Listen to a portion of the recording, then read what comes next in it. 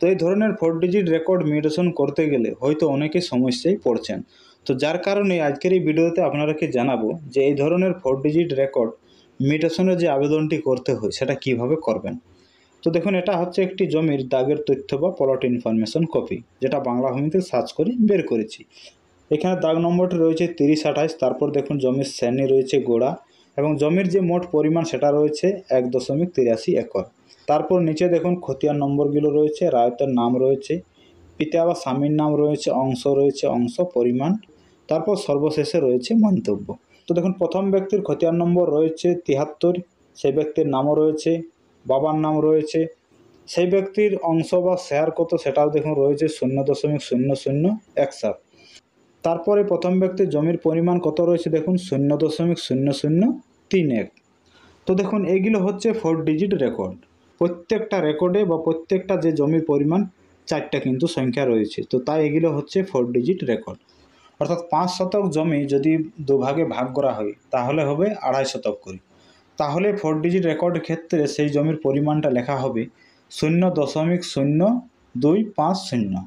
আর সেই পরিমাণটা যদি 2 ডিজিট রেকর্ডে লেখা হয় তাহলে কিভাবে লেখা হবে, একজনকে দেওয়া হবে 0.02 আর পরের জনকে সেই জমির পরিমাণটা দেওয়া হবে 0.03, কিন্তু দুইজনেরই শেয়ার একই থাকবে। অর্থাৎ দুইজন ব্যক্তিরই এই যে অংশ বা শেয়ার সেটা কিন্তু একই থাকবে। কিন্তু যেহেতু সেটা 2 ডিজিট রেকর্ড, তাই জমির পরিমাণটা একজনকে 3 দেওয়া হবে এবং অপরজনকে 2 দেওয়া হবে। কিন্তু 4 ডিজিটের ক্ষেত্রে সেটা হবে না, 2.5 করেই কিন্তু জমির পরিমাণটা দেওয়া হবে এবং শেয়ারটাও সেই ক্ষেত্রে একই থাকবে। তো এই যে 4 ডিজিট রেকর্ড সেগুলো কিন্তু যদি বর্তমানে যে বাংলা ভূমির যে আপডেট ভার্সন রয়েছে সেই আপডেট ভার্সনে যদি আবেদন করা হয় তাহলে হয়তো অনেকে সমস্যায় পড়ছেন।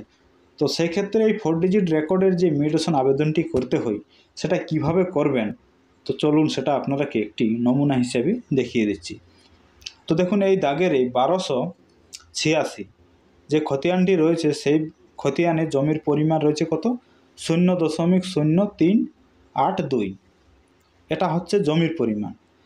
তো এই সম্পূর্ণ অংশটি একজন ব্যক্তি ক্রয় করেছেন। তাহলে যখন এই কেনা জমিটি অনলাইনে মিউটেশনের জন্য আবেদন করব, তো স্বাভাবিকভাবে এই যে পুরো জমিটি রয়েছে 0.0382, তাহলে পুরো পরিমাণটাই আমরা আবেদনের সময় লিখব।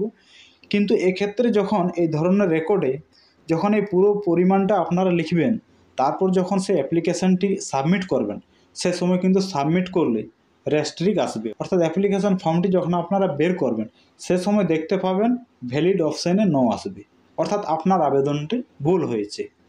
আর এই পরিমাণটা যদি আপনারা আবেদনের সময় 0.0350 দেন, অর্থাৎ 3.5 করে যদি আবেদনটি করেন, তাহলে কিন্তু সাবমিট আপনার হয়ে যাবে। আপনি আবেদন করেছেন 0.050, কিন্তু যখন আবেদনটির অ্যাপ্লিকেশন ফর্মটি আপনারা বের করবেন তাহলে দেখবেন এভাবে আসবে। দেখুন, জমির পরিমাণটা কিন্তু আমি আবেদনের সময় দিয়েছি 0.0350, কিন্তু যখন এই অ্যাপ্লিকেশন ফর্মটি বের করছি তখন কিন্তু দেখুন জমির পরিমাণটা একরে এসেছে 0.03। আর আবেদনের সময় রেকর্ডে যে জমির পরিমাণটা রয়েছে সেই জমির পরিমাণটা দিয়ে যদি আমি সাবমিট করি, জমির পরিমাণটা এভাবে এসেছে 0.04। আর ভ্যালিড অপশানে কি এসেছে নো, অর্থাৎ আবেদনটি কিন্তু আমার হয়নি। অর্থাৎ এই ভ্যালিড অপশানে যদি নো আসে তাহলে এই আবেদনটি আপনার ভুল হয়েছে। অর্থাৎ এই আবেদনের যে অ্যাপ্লিকেশন নাম্বার সেই অ্যাপ্লিকেশন কেস নাম্বার কিন্তু আপনার কোনোদিনও আসবে না। তো এর কারণটি হচ্ছে যে রেকর্ডে যে জমির পরিমাণটা রয়েছে 0.382, এই জমির পরিমাণটা কিন্তু সম্পূর্ণ 4 শতক নেই। বা ধরুন আপনি 1286 খতিয়ান থেকে 2.82 শতক জমি ক্রয় করেছেন, সেই পরিমাণটা দিয়ে যদি সাবমিট করা হয় তাহলে কিন্তু সাবমিটটি হয়ে যাবে। কারণ কি, এখানে 3 শতকের বেশি জমিটি রয়েছে, তো তাই সেই সাবমিটটা হবে। আর এখানে যেহেতু 4 শতক জমি নেই, তো তাই 3.82 শতক দিয়ে আবেদনটি করলে আবেদনটি কিন্তু হচ্ছে না। আর এই 4 ডিজিট রেকর্ড যখন আপনারা অনলাইনের মাধ্যমে আবেদন করবেন সে সময় কিন্তু এই দশমিক দিয়ে বা 4 ডিজিট রেকর্ড আবেদন করলেও আবেদনের যে অ্যাপ্লিকেশন ফর্মটি বার হবে সেই ফর্মে এই 4 ডিজিট যে রেকর্ড সেটা কিন্তু না আলো আপনার যখন হেয়ারিং বা শুনানি তারিখে যে নোটিশ করা হবে সেই নোটিশে কিন্তু আপনার আবেদন অনুযায়ী যে জমির পরিমাণ সেটা কিন্তু আসবে। অর্থাৎ আপনি ধরুন এই 1286 খতিয়ান থেকে আবেদন করেছেন 0.0282 সে সময় জমির পরিমাণটা এখানে যেটা রয়েছে 0.03, এই 0.03 একরই আসবে। কিন্তু যখন এই কেসের হিয়ারিং বা শুনানির তারিখে যে নোটিশ, সেই নোটিশে কিন্তু আপনি আবেদনের সময় যে জমির পরিমাণটি লিখেছিলেন সেটা কিন্তু আসবে। অর্থাৎ অ্যাপ্লিকেশন ফর্মে রাউন্ড ফিগারের পরিমাণটা আলো, নোটিশে কিন্তু আপনার আবেদন অনুযায়ী আসবে। তো এক্ষেত্রে কিন্তু আপনাদের কোনো সমস্যা নেই। তো দেখুন, এই ধরনের রেকর্ড বা মিউটেশন করতে গেলে এক হচ্ছে হয় আপনাকে অফিসে ম্যানুয়ালভাবে আবেদন করতে হবে, না হয় আপনাকে অনলাইনের মাধ্যমে দুটি অ্যাপ্লিকেশন করতে হবে। অর্থাৎ একটি আবেদনে আপনারা 3 শতক জমির পরিমাণ আবেদন করবেন, আর পরের আরেকটি আবেদনে কি করবেন 0.0082, অর্থাৎ বাকি যে 82টি থাকবে সেটা আলাদা একটি অ্যাপ্লিকেশন করবেন। আরেকটা দেখাচ্ছি 1173 যে খতিয়ানটি রয়েছে, সেই খতিয়ানে জমির পরিমাণ কত রয়েছে 0.0357, অর্থাৎ 3.57 শতক। তো এই যে জমির পরিমাণটা যদি আপনারা সম্পূর্ণ ক্রয় করে থাকেন, তাহলে অনলাইনের মাধ্যমে আবেদন আপনারা কিভাবে করবেন, যে জমির পরিমাণটা দিতে হয় একরে, সেখানে আপনারা কি দিবেন না 0.0357। তো এই অনুযায়ী যদি আপনারা আবেদনটি সাবমিট করেন, তাহলে কিন্তু জমির যে পরিমাণটা থাকে এরিয়াটা, সেটা কিন্তু আপনার যে একর, সেটা কিন্তু 0.04 আসবে, আর ভ্যালিডে আসবে 9, অর্থাৎ আপনার আবেদনটা কিন্তু হয়নি।